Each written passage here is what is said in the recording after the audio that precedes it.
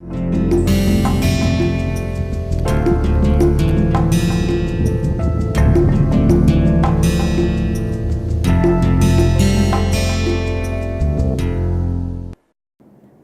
to the course on An Introduction to Information Theory. I am Adrish Banerjee. So, in this lecture, we are going to talk about block to block length coding. So far we have talked about block to variable length coding, variable to block length coding, and both of these were examples of lossless source compression. Now, to do block to block length coding, we can only get compression because the input block size is also fixed, output block size is also fixed. So we can only get compression if it is a basically lossy source compression, because our output block size has to be smaller than the input block size, which is, and both of them are fixed. Now, in case of lossy source compression, of course we would like to minimize our probability of error. So the way we will do this block to block length coding is, we are going to assign code words to those sequences that are more likely to happen. We will assign a unique code word to all those sequences, and the sequences which are less likely to happen, for all those sequences we are going to assign only one code word. So if we get a typical sequence which is a more likely sequence coming out of that particular source, since we are assigning a unique code word to those sequences at the decoder, we would be able to find out what our message bits were, and we will encounter lossiness or we will encounter distortion when a non-typical sequence, a sequence which is less likely to happen, that is transmitted. So to talk about block to block length coding, we will first talk about what is a typical sequence expected out of a source. If I say, let's say, a binary source with probability of 0 being 0.5 and probability of 1 being 0.5, what are the sequences which are likely to happen from that particular source if I take a very large block size? We are going to talk about that. That's the concept of typical sequence, and then we will show some properties of these typical sequences which are collectively known as asymptotic equipartition property. We will prove those properties. So this is the plan for today's lecture. Now, before we go into what is a typical sequence, we need to build up some mathematical preliminaries to prove our results. So we'll talk about those mathematical preliminaries. We'll talk about weak law of large number and Chebyshev inequality, and then we will use those results to prove some properties of typical sequence, and these are, as I said, collectively known. These three properties of typical sequence are collectively known as asymptotic equipartition property, and then we will talk about what is the consequence of these properties for block to block length coding. So we start with weak law of large numbers. So let x of n be independent random variables sequence with mean mu of x and variance given by sigma x square. So let x of n be a independent sequence of random sequence with mean mu of x and variance sigma x square. Then the sample mean basically is given by this expression, summation of xk divided by 1 by, and this summation divided by 1 by n. Now, weak law of large number says this converges to this mean mu of x in probability as n tends to infinity. So let's first show what do we mean by mu of x converges to this true mean mu x when n is very large.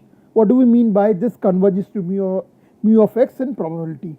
So to prove this, let us talk about, let's say x is a real valued random variable with mean given by mu of x and variance given by sigma x square. Now we denote an event A as follows. So event A is this event that absolute value of x minus mean of this random variable x is greater than equal to some small value epsilon. So we can similarly define the complementary event, which would be the event that absolute value of x minus mean of x is less than epsilon. So we know the variance sigma square is given by expected value of x minus mu x whole square.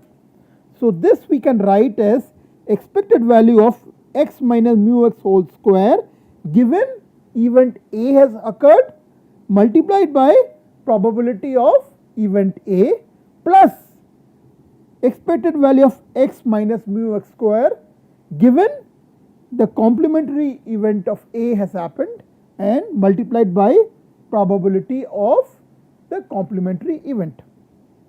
Now look at these quantities separately. What is probability of this complementary event? This is a probability, so this will be a number between 0 and 1, and this is expected value of x minus mu x square given the complementary event of A. So this is expected value of x minus mu x whole square. So this expected value is also expected to be greater than equal to 0. So then this whole term, this is greater than equal to 0, this is between 0 and 1. So this whole term will be greater than equal to 0. So then we can write that sigma square is greater than equal to this term, because the second term here is non-negative. Okay. Now let's look at what happens when event A occurs. So when event A occurs, what is event A? Event A is this condition. The absolute value of x minus mu x is greater than epsilon. So when event A occurs, x minus mu x whole square should be greater than equal to epsilon square. So we can write then expected value of x minus mu x square given event A has happened is greater than equal to epsilon square.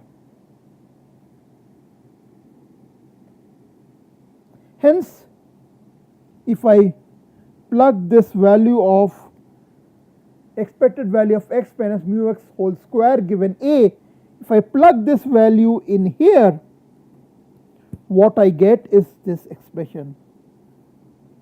Mu x square variance of x is greater than equal to epsilon square into probability of occurrence of this event A, which is this event, that the difference of x minus mu x, the absolute value of that is greater than equal to epsilon. So this event A, as I said, is basically the event that absolute value of x minus mu of x is greater than equal to epsilon. So from here I can write probability of A, which is this, is less than equal to sigma x square by epsilon square, and this relation holds for all positive epsilon. Now let us define this expected value of mu x, mu hat x. This is nothing but, we can show that this is equal to mu of x, which is a mean of x. Similarly, the variance of mu hat, this is equal to sigma x square by n. Okay, so the mean of mu hat x is given by this, and the variance is given by this expression. Now if we invoke this thing, probability of x minus mu of x, the absolute difference, absolute value of that is greater than equal to epsilon, this probability is upper bounded by sigma x square by epsilon square. So in place of x you put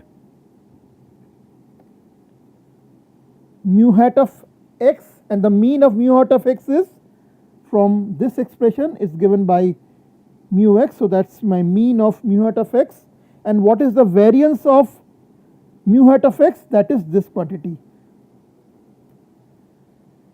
Remember, I had this probability of x minus mu x. This is greater than equal to epsilon. I had this as upper bounded by variance by n. So here this is my mu hat of x, that's this, and its mean is given by mu x, that follows from here. And what is the variance of mu hat of x?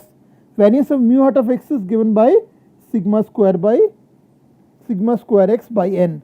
So when I put this variance value here, I get sigma square by n by, sorry, this was epsilon square. Again, just go back and look at this expression. So I'm replacing this by mu x of n. I'm replacing this by variance of mu x of n. And mean of this is given by this expression. And this variance of mu hat of x we just proved, it is sigma square by n. So if you plug these values in this expression, what we get is this. Probability that mu hat of x minus mu x, the absolute difference of that being greater than equal to epsilon, is upper bounded by sigma x square by n epsilon square. Now the same thing I can write in this particular form. So the probability that absolute difference between mu hat of x minus mu x is less than equal to epsilon is then greater than equal to 1 minus sigma x square by n times epsilon square. And here if I let n tends to infinity, then what I would get is probability that the absolute difference between mu hat of x minus mu x is less than some small value epsilon is basically greater than, is almost equal to 1. So that essentially shows that this quantity, when we take limit n tends to infinity, probability that absolute difference between mu hat of x minus mu x, this being less than equal to epsilon, this will basically become 1, because this term will go towards 0, this term will go towards 0, so this probability will be almost equal to 1. So this mu hat of x approaches mu x in probability, converges in probability. So that's what we said earlier, that if you just go back, we said mu, if we define mu hat of x like this, this converges to mu x in probability as n tends to infinity.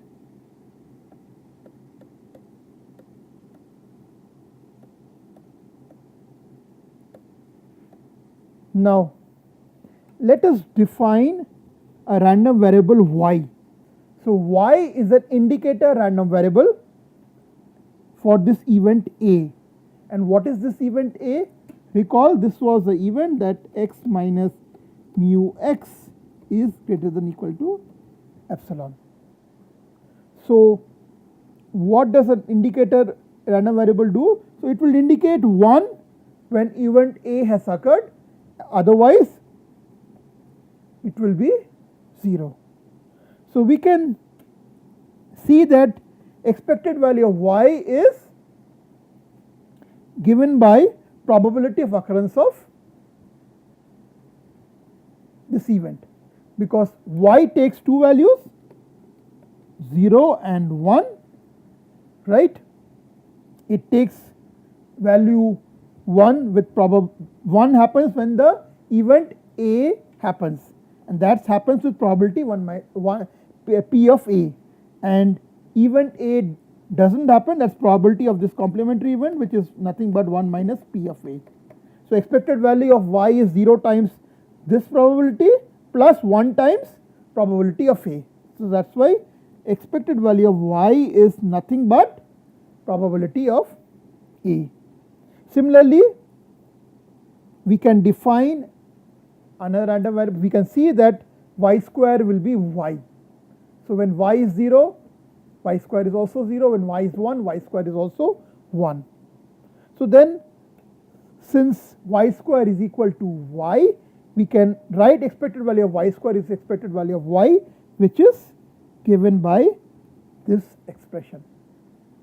Now, what is the variance of y?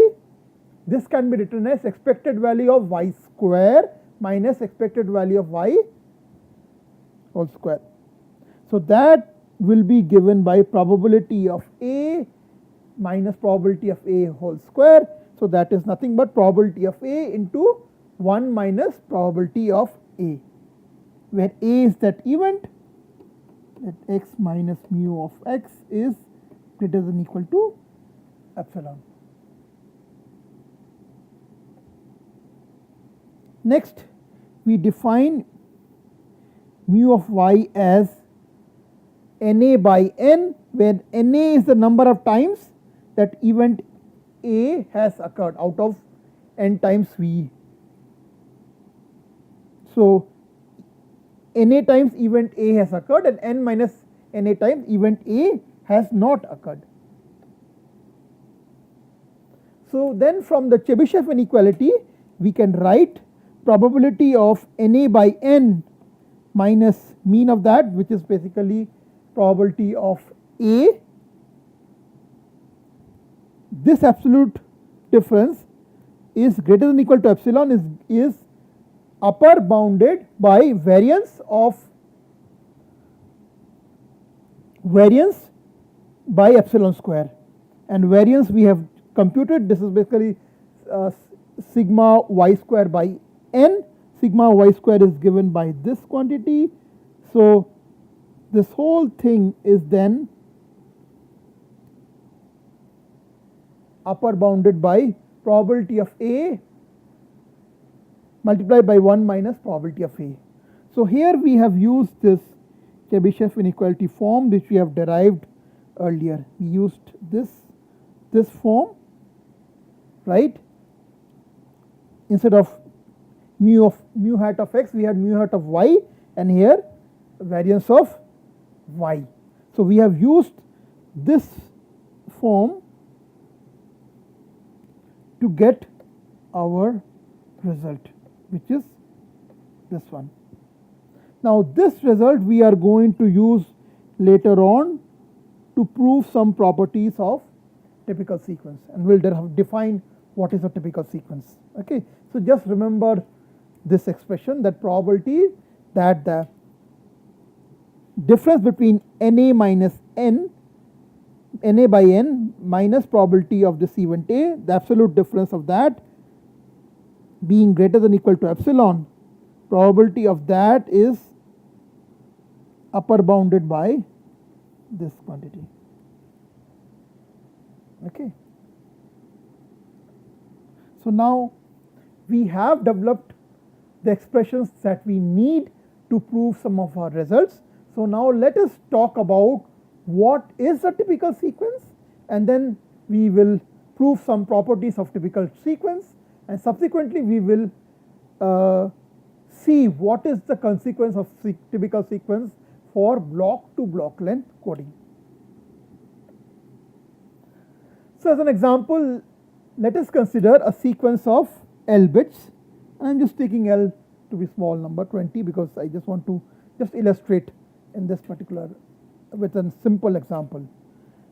So let us consider a discrete memoryless source which is emitting a binary sequence zeros and ones with probability given by this. So probability of 0 is 3 by 4 and probability of 1 is 1 by 4.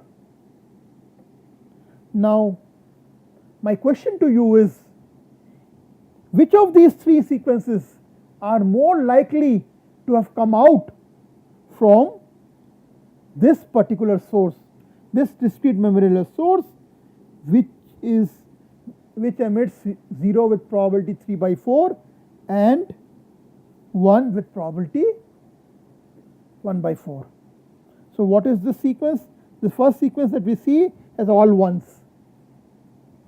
The second sequence that we see has zeros and ones, and third sequence that we see is all zeros. Now if we look at probability of occurrence of each of these sequences, because 1 happens with probability 1 by 4, so this will happen with probability 1 by 4 raised to power 20. In the second example we have 1, 2, 3, 4, 5, 6 ones, right, and 14 zeros. So this will be 3 by 4 raised to power 14 into 1 by 4 raised to power 6. So that's this quantity. And similarly the all zero sequence, this would be probability of occurrence. Now the point to be noted is, even though this has higher probability, you can see it's 1 by 4 raised to power 20 into 3 by 20. Even though this has higher probability of these three sequences that we have shown here, this is unlikely to come out of this particular source. Why is this unlikely to come out of this particular source? Because I have been given that probability of occurrence of 0 is 3 by 4 and probability occurrence of 1 is 1 by 4. So if I take large enough block size, it is likely that I should get 0 3/4 of time and I should get 1 1/4 of time. So an all zero sequence or a all one sequence is very unlikely to come out of this particular source. If I would have, let's say, told you this, let's say probability of 0 is 0.99 and probability of 1 is 0.01, then you would have believed if I have said this particular sequence would have come out from this particular source, because in this particular source probability of occurrence of 0 is very, very high, right? But for the source which I have given here, which is this, probability of 0 being 3 by 4 and probability of 1 being 1 by 4, it is unlikely that this particular sequence would have come out from this particular source. Similarly, all one sequence is very unlikely to come out of this source, whereas here if you see, I just mentioned it has 14 zeros and 6 ones, and roughly if you take large enough block size, I expect 3/4 of those bits to be zeros and 1/4 of them to be 1, which is close to what I am getting in sequence number 2. So this is a more likely sequence to come out of this particular discrete memoryless source. So what I will say is, this is a typical sequence which is expected out of this particular source. Now we will formally define what is a typical sequence, and then we will show some properties of typical sequence. So let U be the output sequence of length L which is emitted by a carry discrete memoryless source, and let P U be the output probability distribution of that. So since U is of length L, we are denoting U by U1, U2, U3, U of L. So that's my output sequence of length L. Now each of these UIs, since the source is a carry source, so these UIs could be A1, A2, A3 or AK. Okay. Now let NAIU denotes the number of occurrence of this letter AI in the sequence U, then U is an epsilon typical output sequence of length L for a carry discrete memoryless source if this condition is satisfied. So NAIU by L, this is the fraction of the output. So I have an output of length L, out of them L sequence NAI are the number of basically bits you can say which have AIs.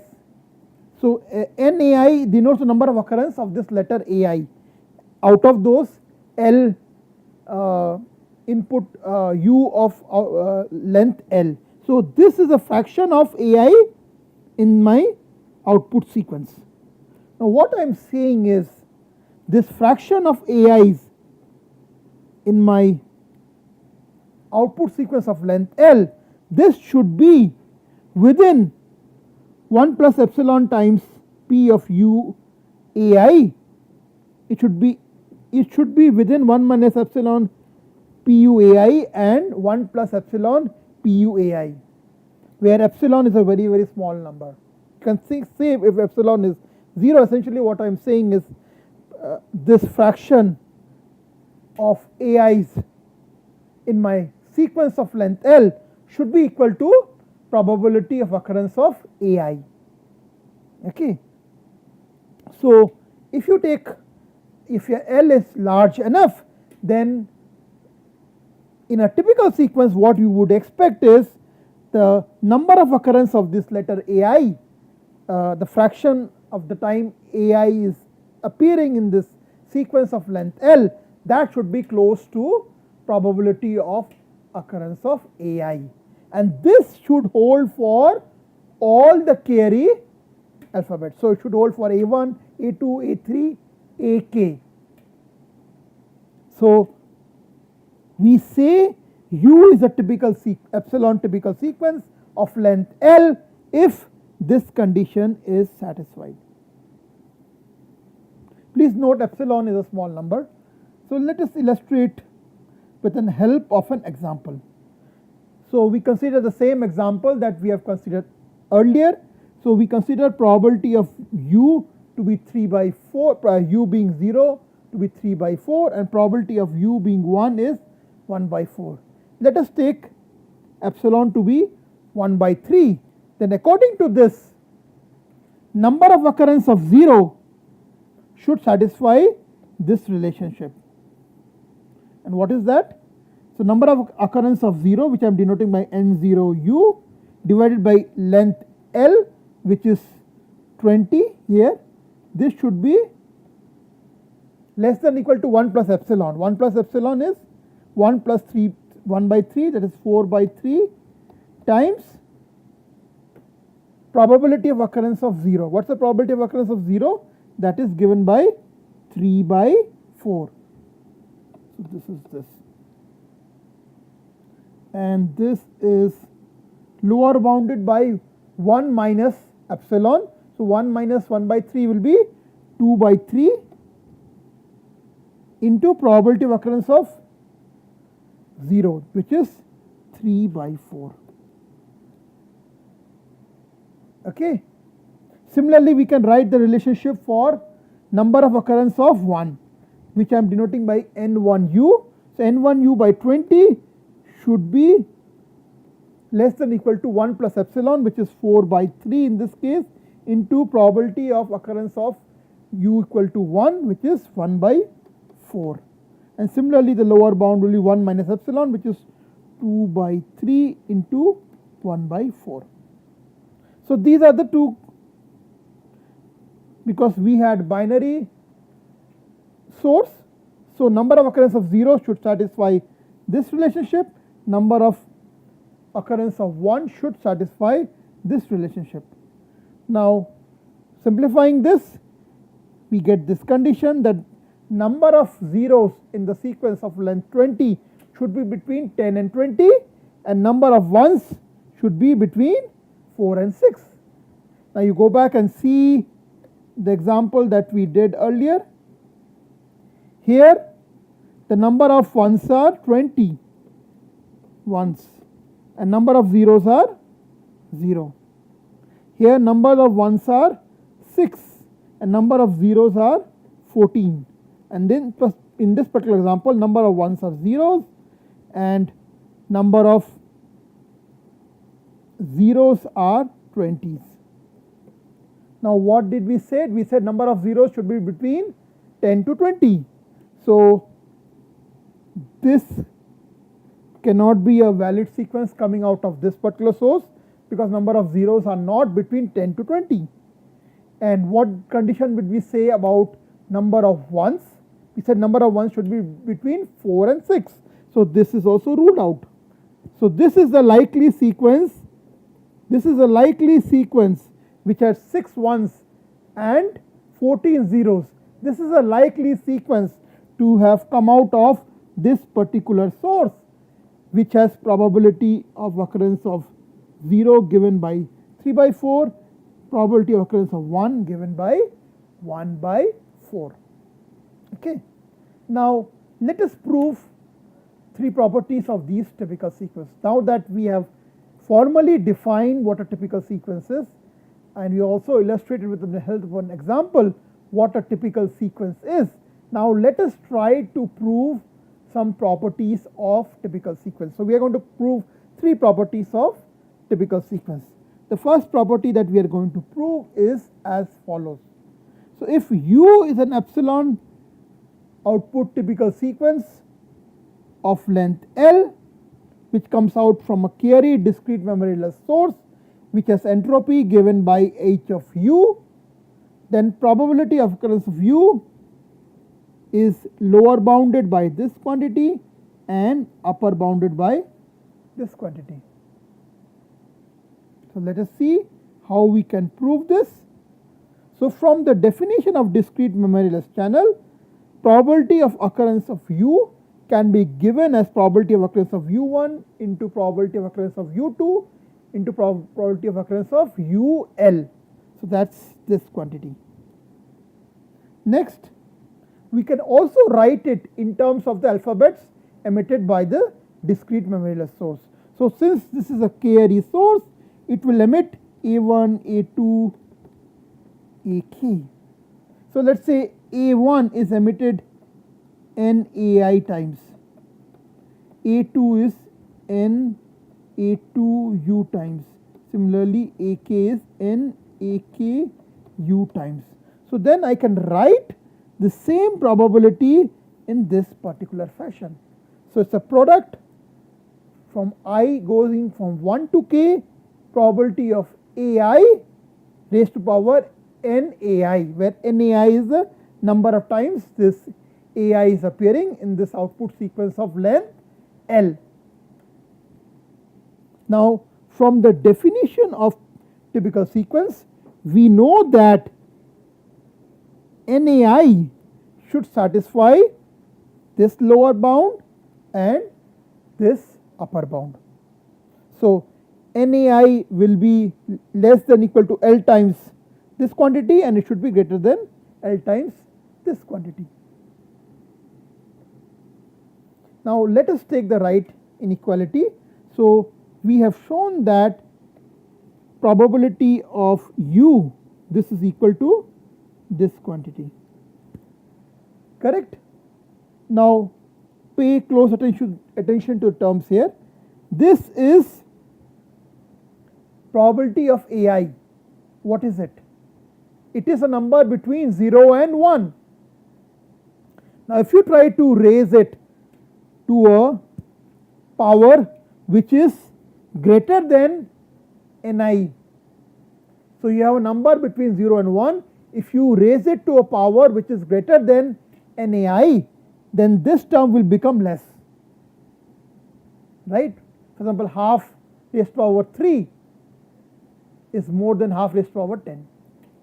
So if I replace this by a larger number, this probability, this term will become less than equal to probability of u. So that's what I'm going to do first. I'm going to replace this NAIU by L times this quantity. So I'm going to use this upper bound first. Now if I do that, so I replace NAI by L times 1 plus epsilon P of AI, and since this term was greater than NAIU, so this whole term, so I am raising a number between 0 and 1 to a larger power, so the equality which was there will be replaced by greater than equal to. Okay. Next, I'll do some simplification. I can write this thing, the same thing in this particular fashion, that 2 raised to the power 1 plus epsilon L probability of AI log of probability of AI. So the same thing I can write it in this particular form. Okay, this is not very difficult to show. You can just take this equal to x, take a log of it, and then you can write it. So this same quantity can be written in this particular form. So let's look at the terms here. So I have terms of the form like this: 2 times, let's say A1 into 2 times A2 into 2 times A3, something. I have terms of the form this. Now this can be written as 2 and then summation of these AIs. So that's what I am doing in the next step. This quantity 1 plus epsilon doesn't depend on I, so I can take it out, and the remaining terms that I have is this form. Of course L also does not depend on choice of I. So what I am left with is something like this. Now this minus of summation from 1 to k of PAI log PAI, that is basically given by the entropy function. So entropy function we know is minus summation of PAI log PAI, right? So then this term becomes 1 plus epsilon L minus of entropy function. So what I have shown you is this: probability of U is lower bounded by 2 raised to the power minus 1 plus epsilon L of L times H of U. Now following the same procedure, we can prove that probability of U is less than equal to this. So we will proceed exactly same fashion. We are going to first write the expression of probability of U, which will be given by this expression. Now instead of taking the upper bound on NIU, we are this time going to take a lower, I am going to take that a lower bound on NAI. So if I am replacing this NAI by a smaller term, then this whole thing would be greater than equal to P of UI. So I would get a upper bound on probability of occurrence of U. So exactly same procedure. Now instead of using this, I am going to use now this. So again I will follow the same procedure. I will replace NAIU by L times 1 minus epsilon PUAI, and since it is smaller than NAI, so this whole thing would be greater than equal to P of UI, and subsequently I will write it in the form of 2 raised to the power 1 minus epsilon L times PUAI log PUAI, and following exactly the same procedure we will get the upper bound on P of U. So I just verbally spoke out this proof. The proof is exactly similar to the way we proved the lower bound on probability of U. So following those procedure, we can easily show that probability of u is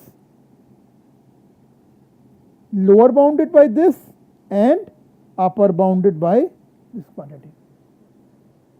Okay, so that's the first property of the typical sequence. So it tells us what's the probability of occurrence of an epsilon typical sequence. The next property that we are going to show for a typical sequence is as follows. The probability 1 minus Pf that a length L output sequence coming out from a Chiari discrete memoryless source is an epsilon typical sequence is lower bounded by this quantity 1 minus K divided by L epsilon square P minimum, where P minimum is the smallest positive value of P of u. So let us prove this. So again, the consequence of this property would be when n is very large, this quantity will essentially go to 0. Then what we are essentially trying to say is when L is very large, probability of occurrence of a non-typical sequence is very, very small. So we will use this form of Chebyshev inequality that we have proved earlier in this lecture, which says probability of the absolute difference between Na by n by minus P of A. This absolute difference is greater than or equal to epsilon, is upper bounded by probability of A into 1 minus probability of A divided by n epsilon square. So let Bi denotes the event that u takes value such that the condition for epsilon typical sequence is not satisfied. Now go back to condition for epsilon typical sequence. This was the condition for epsilon typical sequence. This was the condition, right? We want number of occurrence of this Ai divided by L. We want this fraction to be within 1 minus epsilon and into P of ui and 1 plus epsilon P of u Ai. Okay. So clearly when the absolute difference between Nai u by L minus epsilon P of u is greater than some term, then it is not going to be a epsilon typical sequence. So then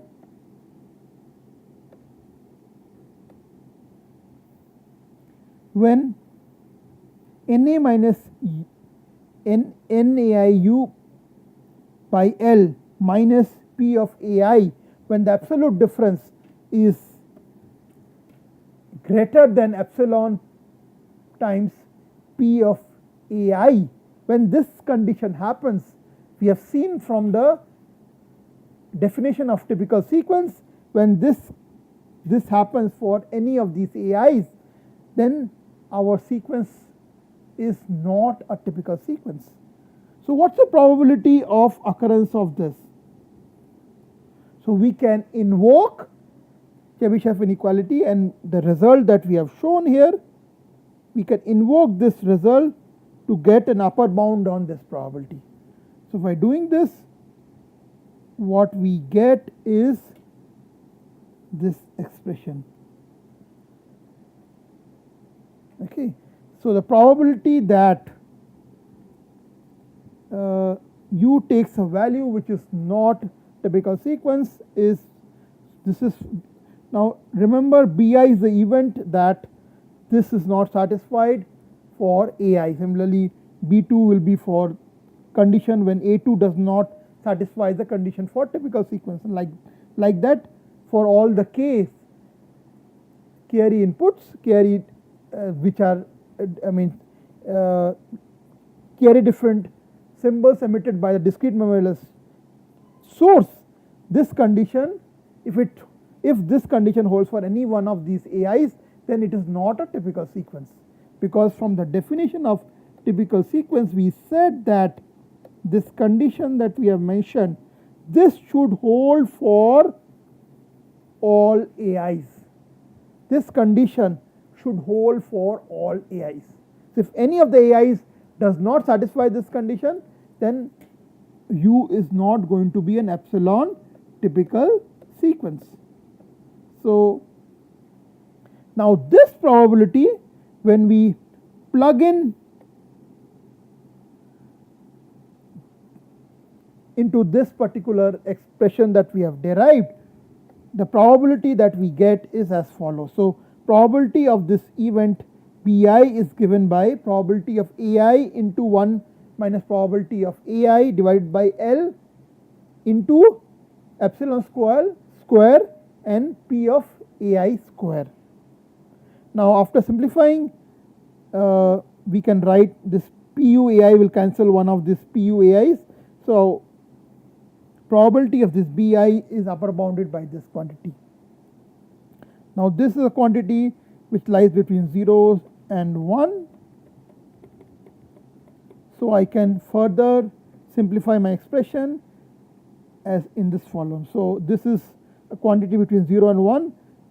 This will be this 1 minus this will be less than or equal to 1, and if I replace this Pu Ai by the probability of the P min, which is basically probability of U over Ai minimum over all i's. So if I replace it by that, I get an upper bound which is given by this expression. So P in is the minimum non-zero value of P of Ui. Now we define F to be the failure event that U is not a typical sequence. And when will U not be a typical sequence? When any of those event Bi's occur. If A1 does not satisfy the condition for a typical sequence and other AIs satisfy, it's still not a typical sequence. So if any of these AIs do not satisfy the condition for typical sequence, the overall sequence U is not a typical sequence. So if F occurs with in at least one of these events Bi's occur.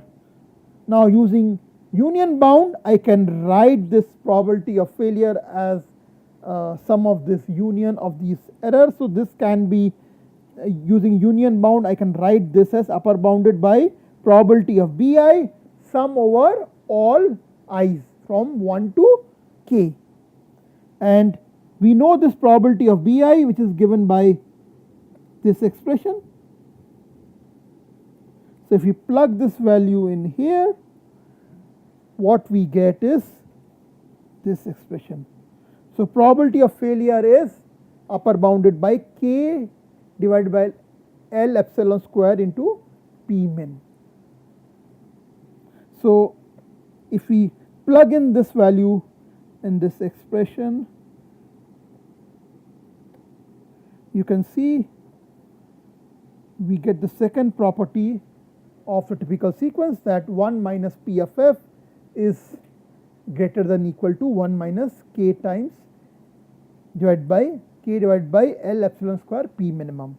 So this is the second property of typical sequence. And what does it say? So if L is very large, you can see this probability of PF is a failure. So 1 minus PF, that probability is almost equal to 1. So there is no probability of failure. So if L is very large, most of the sequence that come out of the source are going to be typical sequence.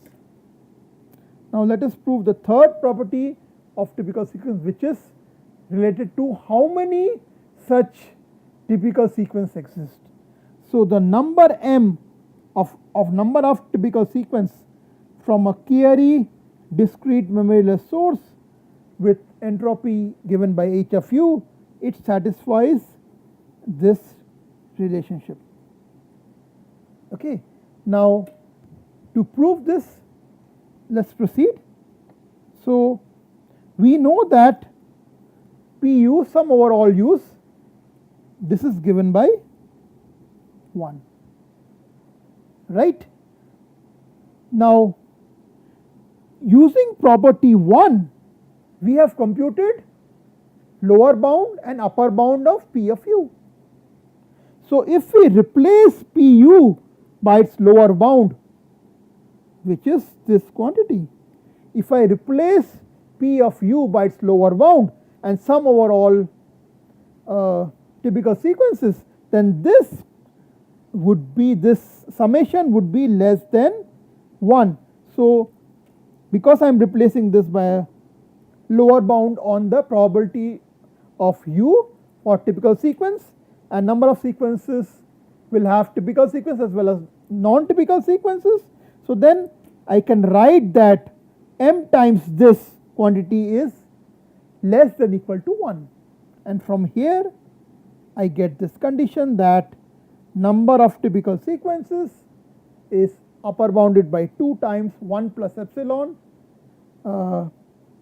into L times entropy of u. So, this proves this condition. Now, we are going to prove this. Now, the total probability of epsilon typical sequence is 1 minus Pf, which if I replace P of u by its upper bound on P of u, which is given by this quantity. So, then the total probability of epsilon typical sequence is upper bounded by m times, m is number of typical sequence, into probability of occurrence of typical sequence. This is the upper bound on probability of occurrence of typical sequence. So, then this total probability of typical sequence can be upper bounded by m times upper bound on the probability of occurrence of typical sequence. This we get from property 1. And what is this quantity? We have already derived in property 2. So, we plug in that value. So, from this expression and plugging in the value of P of f, which we defined in property 2, which is this, probability of f is upper bounded by k divided by L epsilon square P minimum, right. So, if we plug this one in here,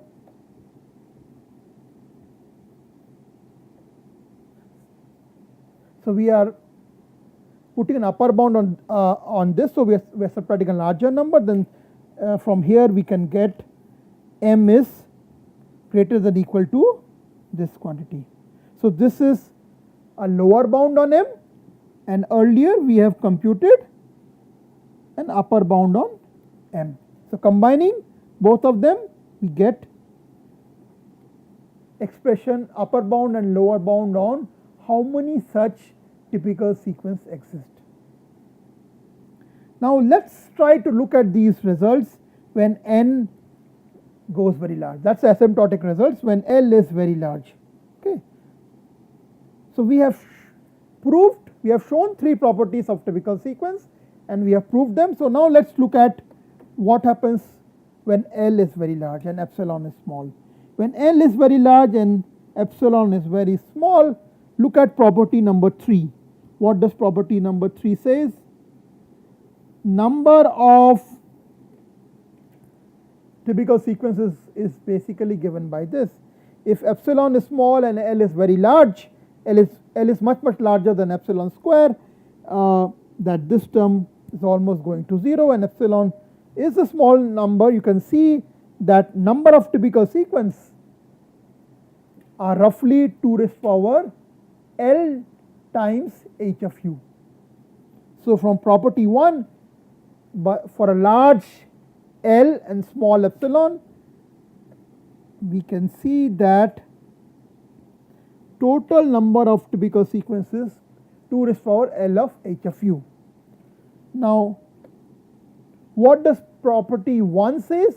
Property 1 gives us the probability of occurrence of these typical sequence. Again, just refresh our memory and see what was property 1. So, if you go back and see what is property 1, our property 1 was this. It talks about probability of occurrence of this typical sequence. Now, if you let epsilon to be very small and L to be very large, you can see this probability of occurrence of typical sequence is roughly 2 raised to the power minus L of HU. So from the property 1, the result that we get is as follows. So from property 1 says that each of these typical sequences, so there are total this many epsilon typical sequence, and each of these typical sequence occur with probability 2 raised to the power minus L H of u. And finally, from property 2, we get this result that total probabilities of this epsilon sequence is nearly 1. Now go back. What is this total probability? That is 1 minus PF, right? And what is 1 minus PF? 1 minus PF is upper bounded by this quantity. Now again, when epsilon is small and L is much larger than epsilon square, this term will go towards 0. So then this total probability of epsilon sequence is nearly 1. So these three properties collectively are known as asymptotic equipartition property of this discrete memoryless source.